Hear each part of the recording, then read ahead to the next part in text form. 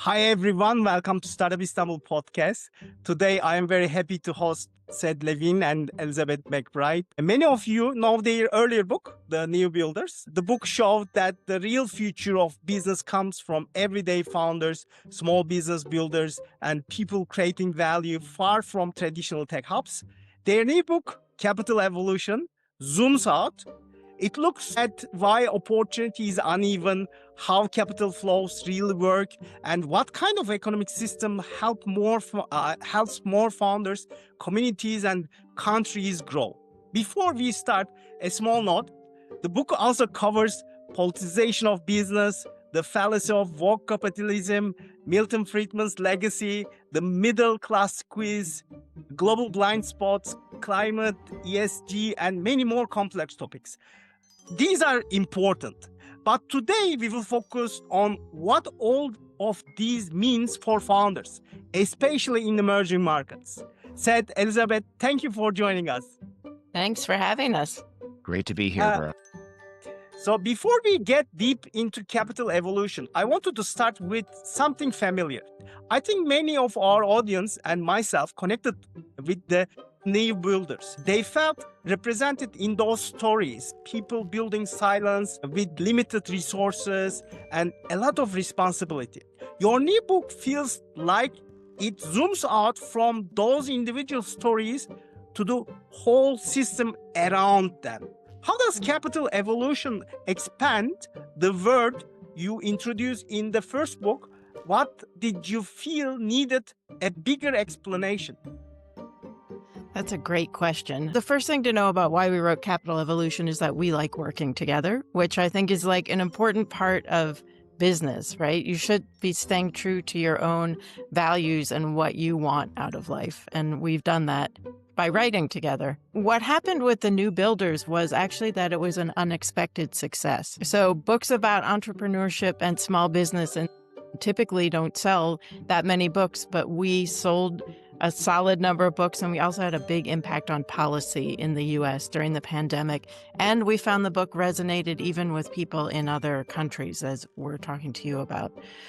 And so we realized our unique voice does lend itself to discussions of topics that other people may not be paying enough attention to, especially business leaders, because they're tending to be caught up in the day-to-day and they may not understand the systems that are affecting their lives. And so that was one occasion for writing the book. The second one was the question of what role founders and business leaders should be playing at this moment of transition.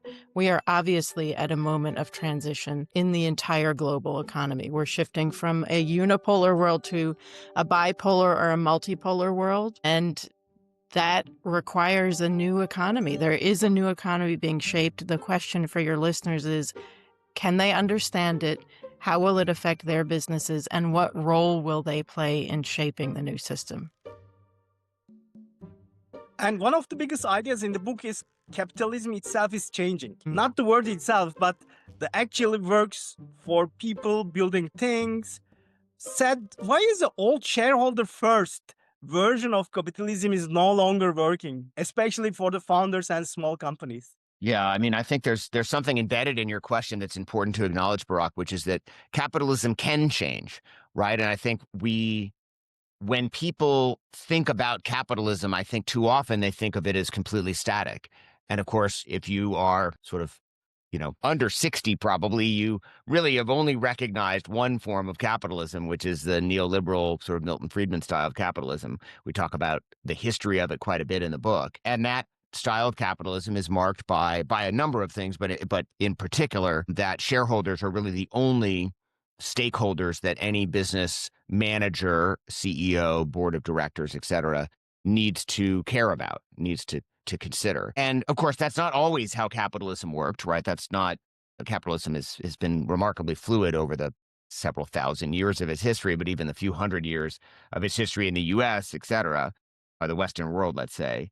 And we really wanted to question whether that style of capitalism makes sense. We saw signs that capitalism was changing, most notably in 2019, the Business Roundtable, which is a group of about 200 CEOs of the largest companies in the US, got together and sort of declared or issued a statement that actually there are other stakeholders that matter. In their case, they specified employees, of course, suppliers, the environment, et cetera. And so there were signs that sort of the old style of neoliberalism, this old style of capitalism was cracking. And at the same time, we saw really around the globe, especially in the US, but that neoliberal capitalism had some pretty glaring faults, mostly in terms of how it created sort of massive inequality. And it felt like those inequalities were not sustainable. We certainly see that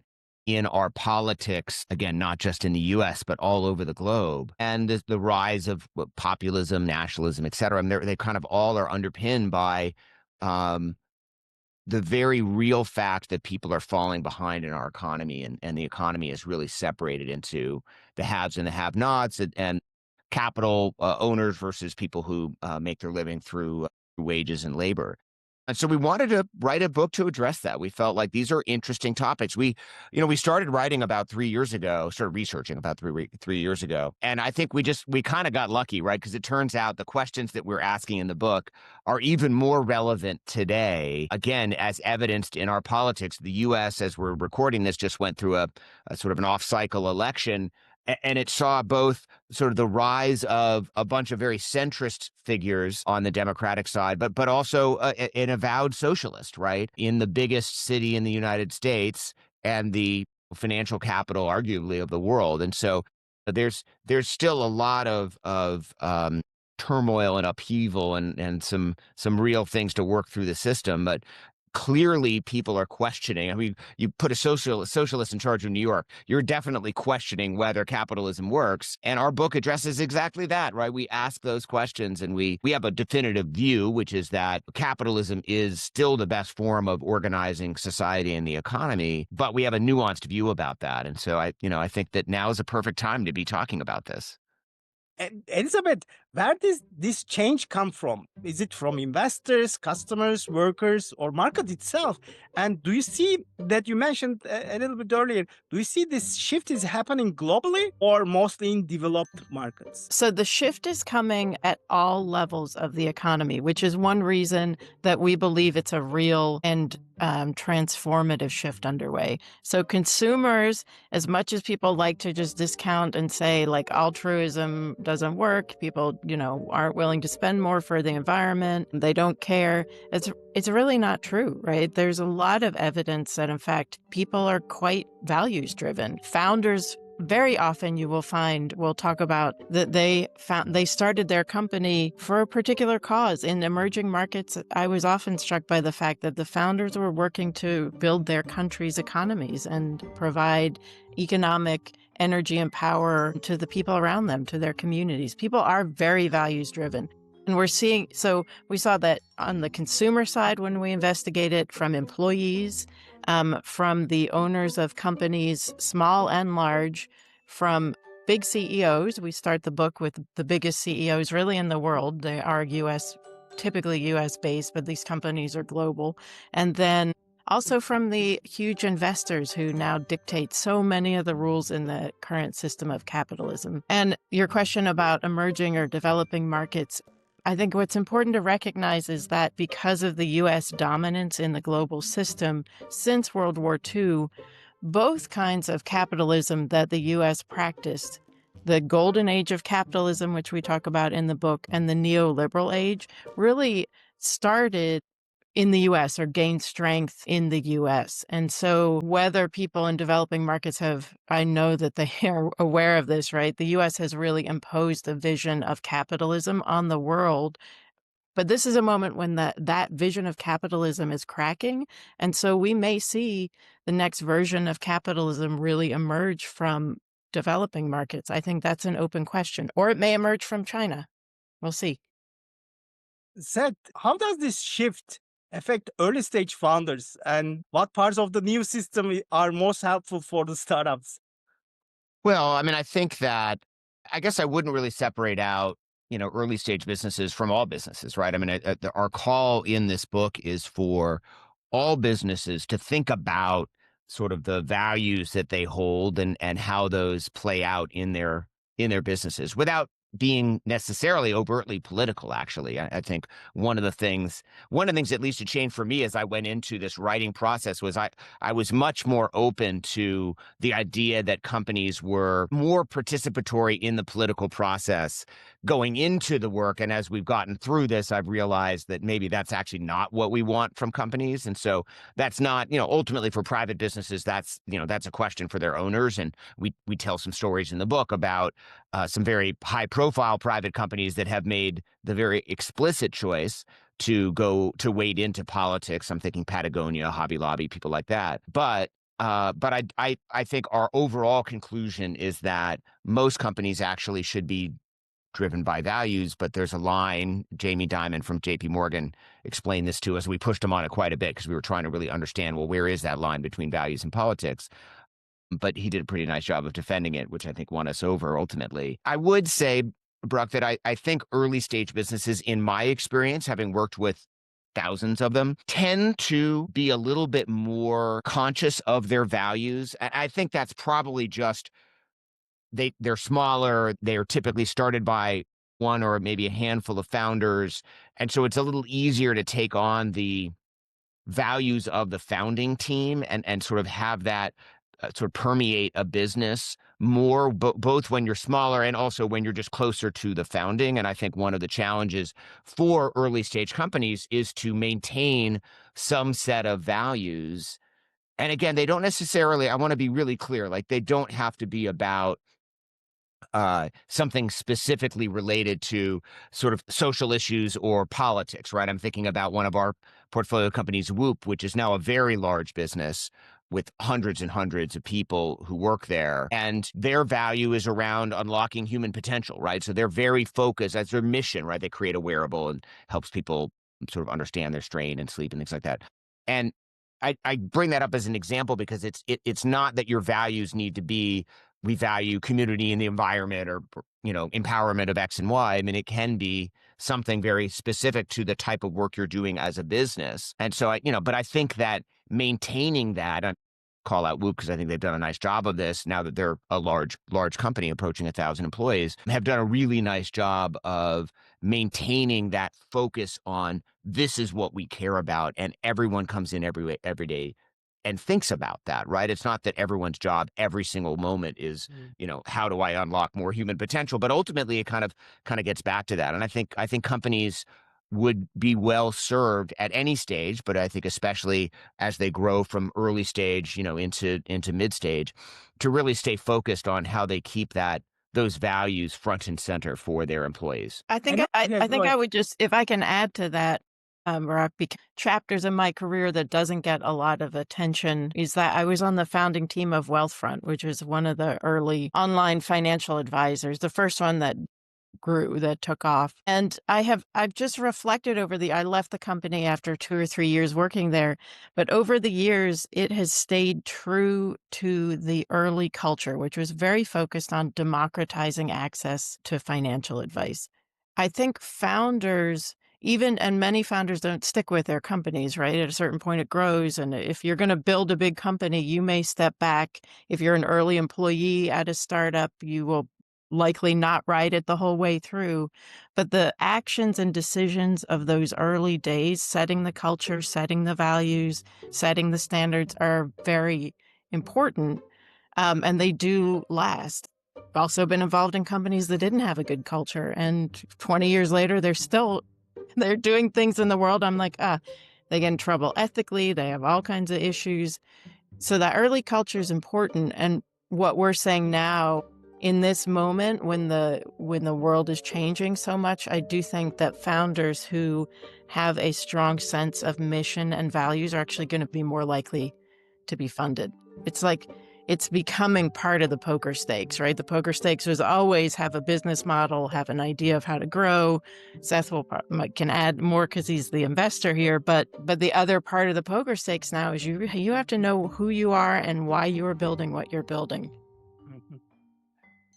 Another very strong theme in the book is the class and how opportunity is uneven because of the system around the people is uneven. The main question, where you start still matters more than talent. This is something founders in many countries feel instantly. So what does this opportunity gap mean in the daily life and someone trying to start or growing a company?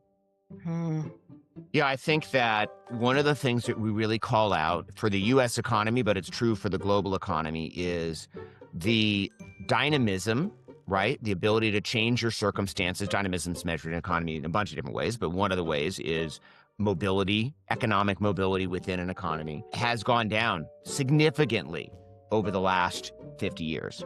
50 years ago, if you were in the U.S., if you were born in the bottom 25th percent of wealth in the U.S., you had about a 25% chance of ending your life in the top 25%. So, I mean, there was a lot of mobility, right? And frankly, the U.S. economy was, I'm not going to say unique. There was certainly mobility in other economies, but it's the magnitude of that mobility in the U.S. economy was particularly marked. And we've really gone away from that. Right now, if you were born in the bottom 25%, you have only a 5% chance of dying in the top 25%. There's a bunch of reasons for that. We talk a little bit about it in the book. I would imagine that the global listeners feel that very acutely, right? Because what happens is that you get sort of stuck in your class, right? It's not quite a caste system, but it's getting close to that. Certainly Isabella Wilkerson would argue that it is. She wrote a whole book on this. But this will be familiar to listeners in other parts of the world, right? From India to Pakistan, et cetera, where if you're born in there's just a ceiling to what you can do if your parents are this and you know, you're in this caste. And that is not the best way, right, to get the most out of a society, you know, in any sense, right? And so we really call that out as problematic in the global and the U.S. economies and talk about why class is actually something we should focus more on. In the U.S. in particular, we have a tendency to focus more on sort of outward differences, race, religion, things like that, ethnicity. And it turns out, actually, while it's not that those aren't markers that bring some people together or that they don't matter, it turns out that class is actually a more important marker of what your opportunity set is, right? And I think, you know, one of the things that was true, at least on the political left in the United States, was this sort of disbelief that so many Black men in particular, but Hispanic people of both genders and some other groups swung to Trump in the way that they did.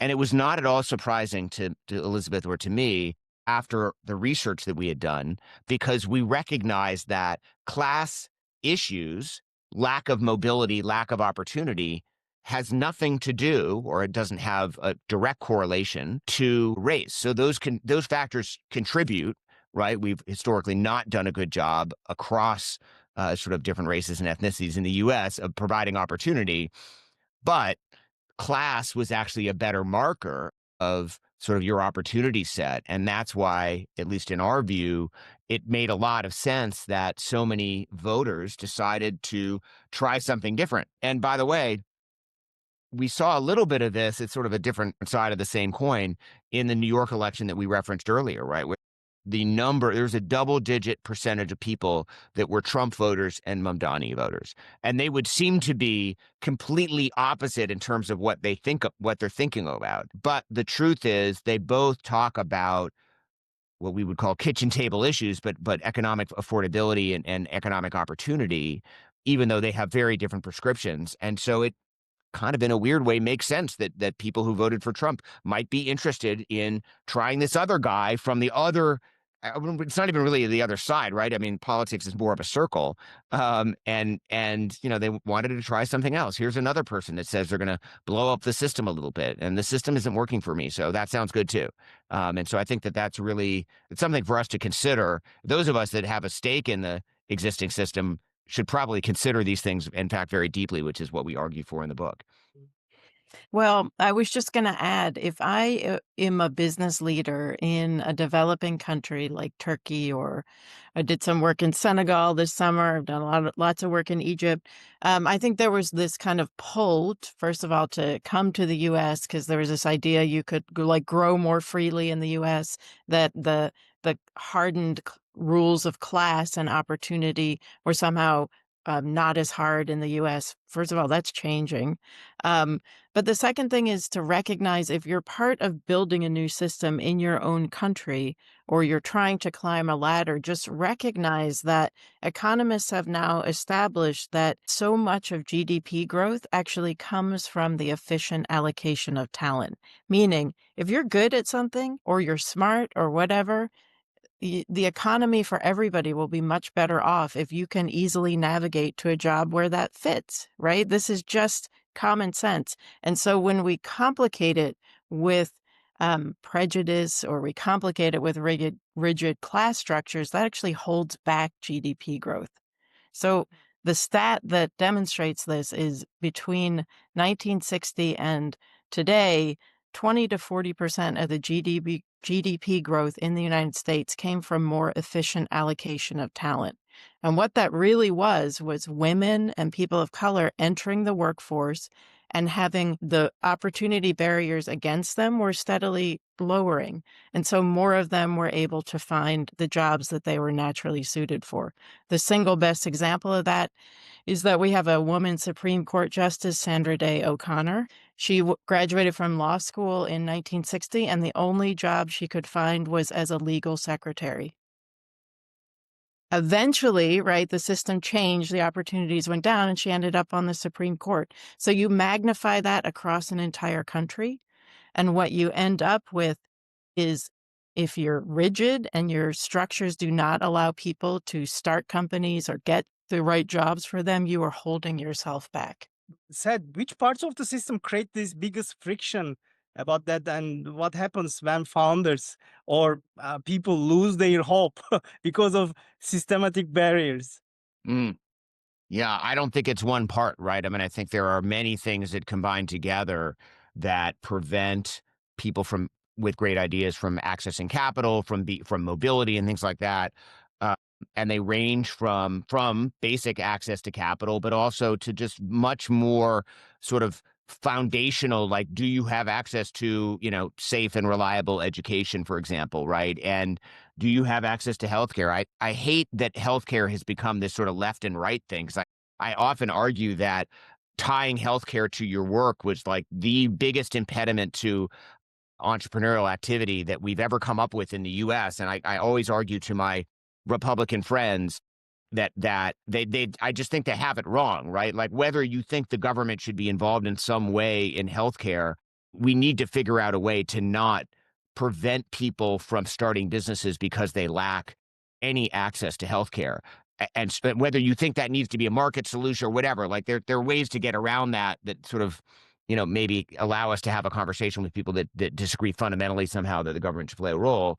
But that's a good example. I mean, the number of people that I speak to that, are like, yeah, I've got all these great ideas, but yeah, I can't do anything because, I'm the one who has the healthcare in our world. Not to mention just job mobility. So to me, those are the things that I care about the most. Now, maybe AI unlocks some interesting things, right? I mean, everyone likes to talk about how AI might be disruptive and lots of people are going to get fired, et cetera, but they're not necessarily thinking about some of the upside around AI, the very sort of hyper-localized, hyper-individualized teaching and learning, for example, that might go on because of AI, just as one example, right? How do we provide, again, safe and effective education more broadly? And then, I think there are other opportunity ideas, economic opportunity ideas that we should explore.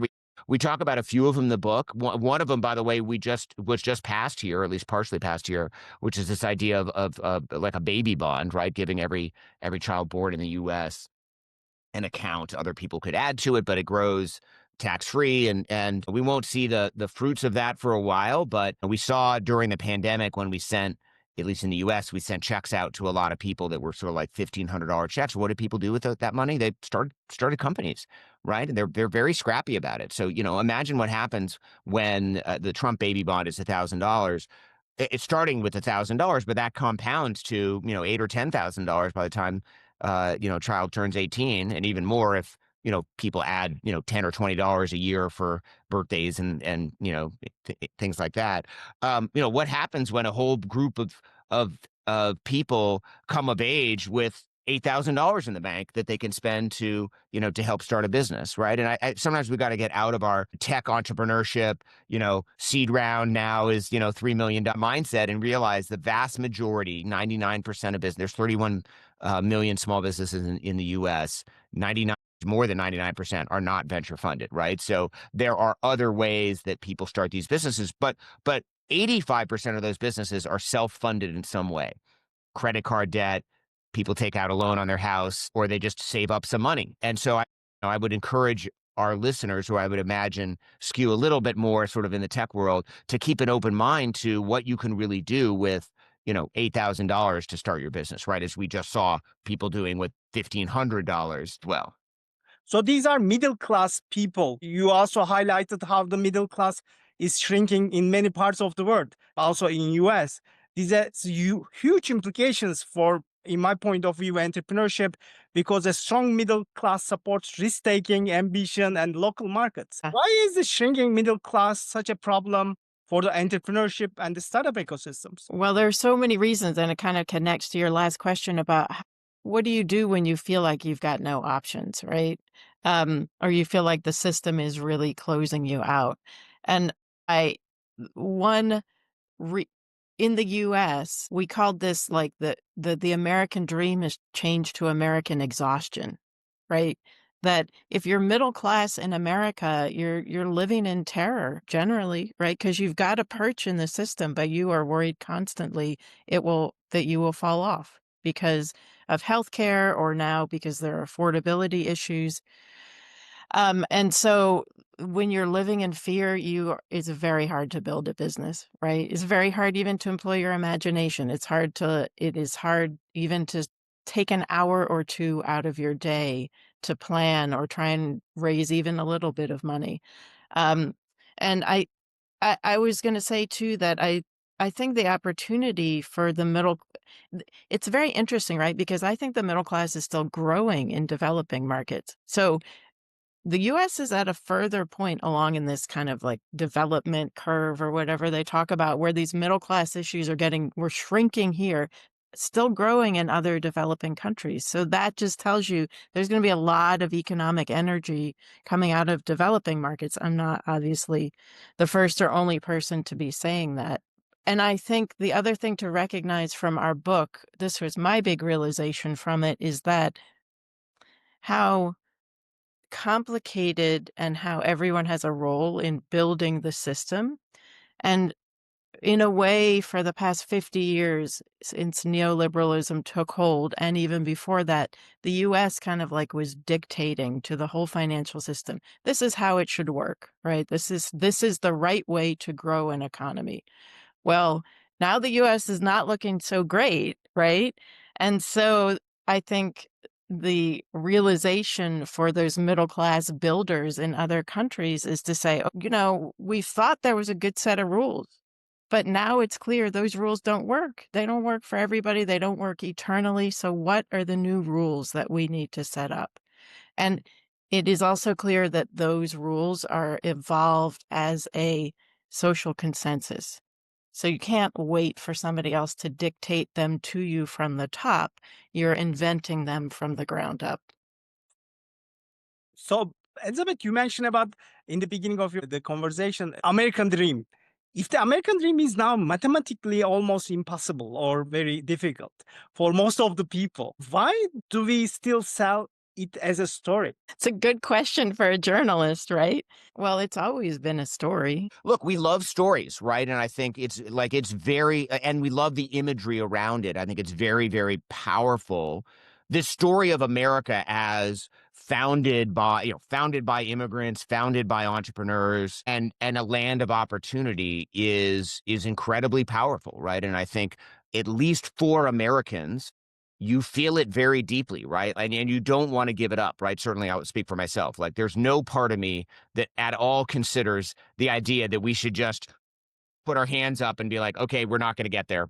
We tried, but sort of this particular version of the American dream doesn't exist anymore. That is not anywhere in my mind, right? And I think that there is this very powerful connection that Americans have with this idea of the U.S., the symbol of the Statue of Liberty being not just about liberty and liberation, but also being around sort of a beacon for the best and the brightest in the world to come and pursue their ideas and passions, whatever those might be. And my view of the current moment, it's funny, I just finished, Andrew Ross Sorkin wrote a book on sort of the late 20s and into the Great Depression called 1929. It's really well done. It's a great sort of companion to our book. And, we've been through these sorts of moments before, right? And we can learn from them. We had a moment in the late 20s where the stock market crash, to be clear, was fueled by something else, right? We were at 90% margin accounts and things like that. Like that was just a bunch of speculation. But we also had a lot of inequality that we weren't addressing. Hoover was a very ineffective president. The solutions to sort of the economic turmoil of the late 20s were bad. They were isolationist.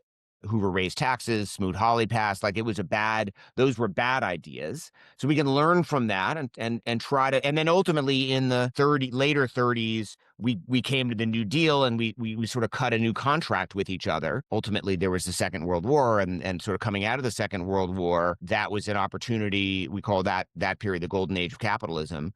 And that was an opportunity to kind of reset the economy a little bit and reset opportunity. And by the way, we were both a more equal economy and faster growing period, right? So people sort of, I think, correctly point to the U.S. economy as a whole in the 20th century and say it really kind of won the 20th century. And that is absolutely true. I think just because the people that are alive now who are, at least our age, were alive in the 80s and 90s, and they think about that as the time when the economy was humming the most. But actually, that's not true. The economy was humming more in the 50s and 60s, and it was much more equal. So I point to that to just say, why are we optimistic?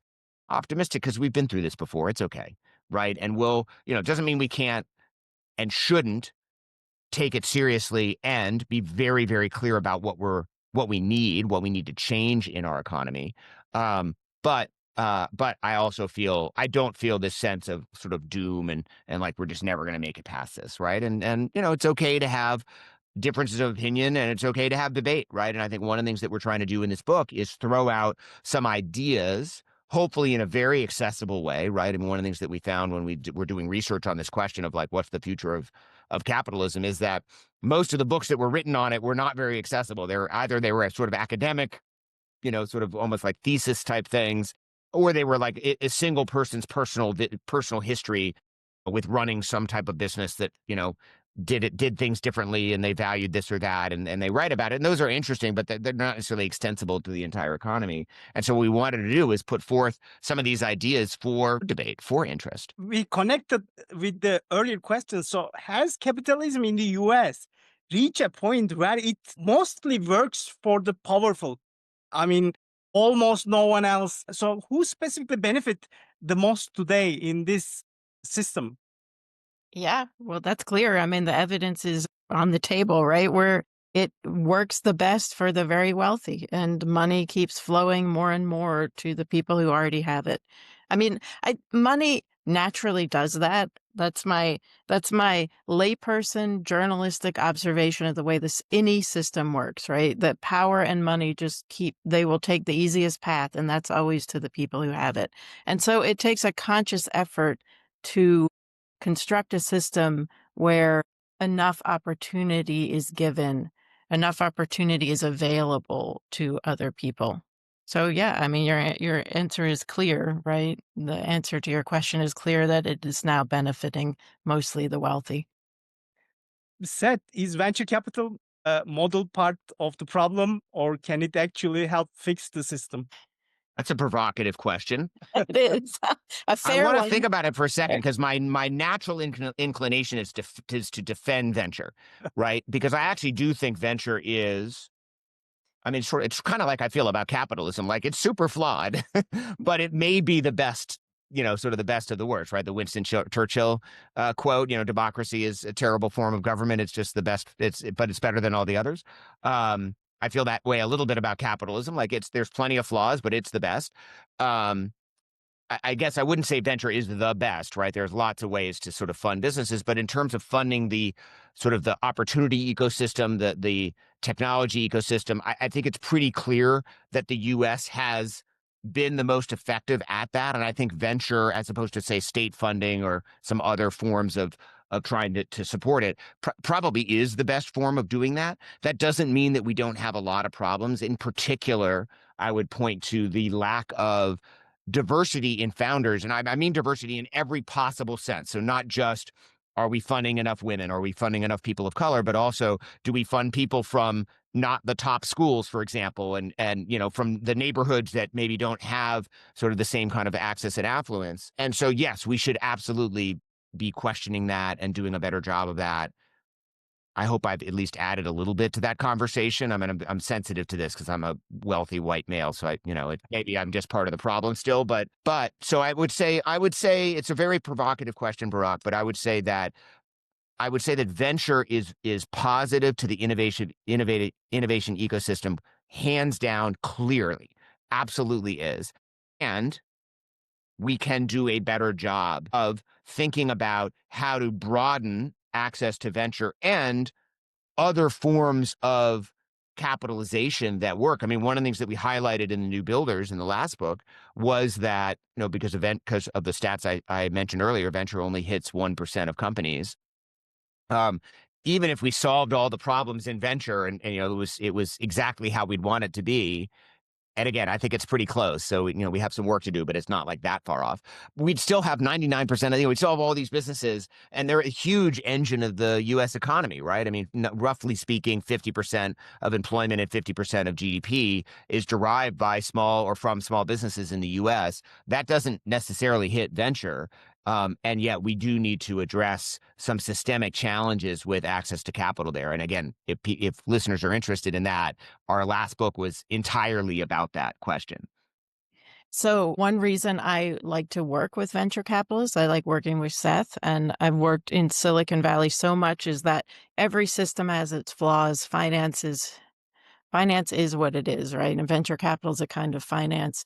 But there is an open-mindedness that comes from working in disruptive spaces and in innovation, which is why I think startup founders and investors are some of the people from whence change in the system can come. They're used to thinking, they're not afraid of disrupting because that's what they do for a living if they're good at what they do.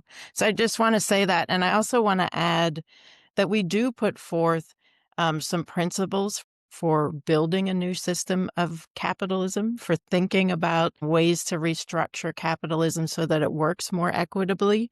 And we identified 4 principles in what we call dynamic capitalism, which is this evolving system. One of them is shifting toward a long-term orientation away from the short term. One of them is restoring in the U.S. or strengthening the middle class in developing countries, figuring out a way to account for externalities, which addresses some of the climate issues that we're all facing now. And then the 4th one, which the need for has become more and more apparent, is the rule of law. And really, that is like one of the foundational elements of the strong U.S. economy. And in developing markets, it's one thing that has traditionally held them back. And so if I were a founder emerging as a leader in my ecosystem, I'd be focused on those 4 things. That's true. Rule of law is probably the most important one if you wanted to start a business. I mean, connected with the earlier question about the venture capital ecosystem, is the US economy becoming too centralized in the hands of few asset managers and tech giants?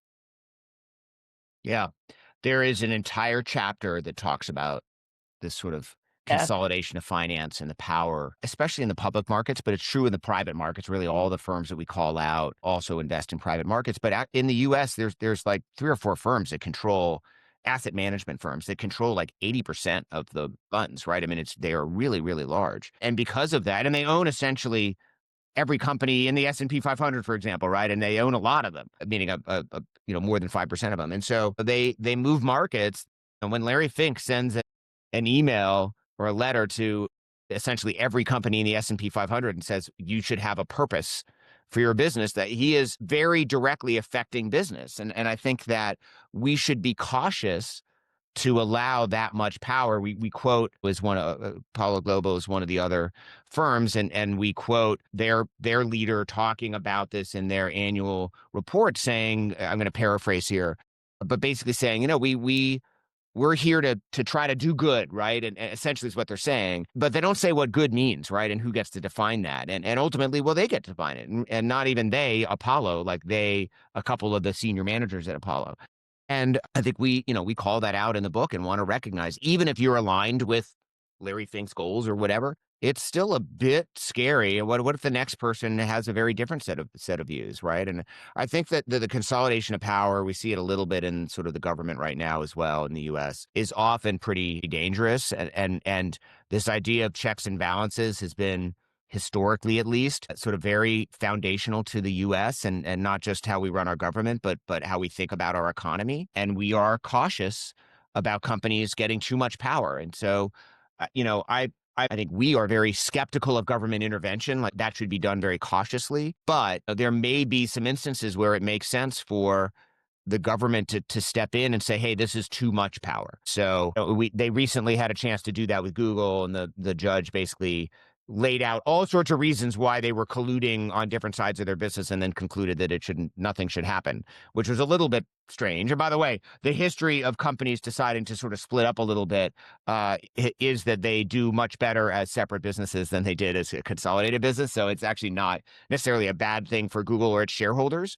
But at the same time, recognize the markets are moving quickly, right? And Google competes, for example, with OpenAI, and OpenAI wasn't really on the map 3 or 4 years ago, right? So, we want that kind of dynamism in our economy, but we also want to be careful that companies don't sort of get too consolidated. And so I don't know if that's answering your question. I guess it's to say it's something we think about, and it's something we address in the book. And I don't know that we didn't come up with some conclusion. There was not like some list of companies that we felt like had too much market power and somehow should be broken up or something like that. But we at least raised the question that you're raising because we feel like it's so critical. Elizabeth, Seth mentioned about in the example, why do so many business leaders talk about the purpose, fairness, long-term thinking, but act for the next quarter? Well, legally, so this is part of the structure of the system of capitalism that we're in, right? If you're a public company CEO, you're actually bound by a system of laws that enforces that short-term thinking, because you are legally bound by the principle of shareholder primacy. So that kind of attitude, that belief that, nobody put that in place. Like, Milton Friedman wasn't like, we want only a few people to have power. He didn't put it in place for that, right? There was a belief that eventually everyone would own stock, that this would be actually a democratizing thing, that the shareholders would enforce a good system for the entire country. And that it hasn't worked out that way, right? We gave that particular system a shot, and now it's time to turn the wheel and figure out how to create incentives that drive more long-term thinking and that do embrace values. And we see people working on that effort now. The only question is, are you going to be part of that movement? And you can be part of it as a sort of like loyal critic, right? You can still raise issues with all those people as you're doing now. But the question is how to be constructive in this new system we're building. Last question, Seth and Elizabeth, both of you. If you could delete one element of the current economic system tomorrow, what would you remove? Okay, I know what I would do. In the U.S., I think it lends to the conversation globally, I think I would change the way we fund our education system. We did not talk about this in the book because it's worth 10 of its own books.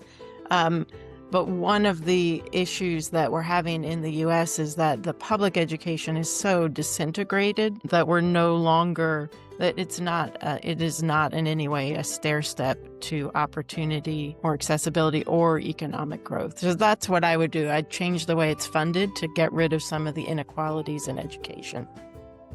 I love that answer. I was thinking about what we would remove. So if I answer your question literally, I would remove many of the state level barriers to business formation. Hmm. There are, as a general rule, and I'm sensitive to this. I live in Colorado. We're the sixth most highly regulated state. It frustrates me to no end. But there are so many barriers in the U.S. to people starting a business and moving their business. We found this out in COVID when we had to sort of suspend a bunch of these rules because, I can't, cut hair in Boulder County if I only have a license in Weld County, right? I crossed the wrong street and I no longer can have a business. And that's not good for anyone. And so to take your question literally, I would remove those barriers because I think they make absolutely no sense. Seth, Elizabeth, thank you so much. Your new book helps founders see the bigger map of the world they are building. You show that their struggles are not personal, they are structural. And thank you very much for joining us today. Thank you. Thanks, Burak. Great questions. Thank you. Appreciate it. Bye. Awesome, Burak. Thanks.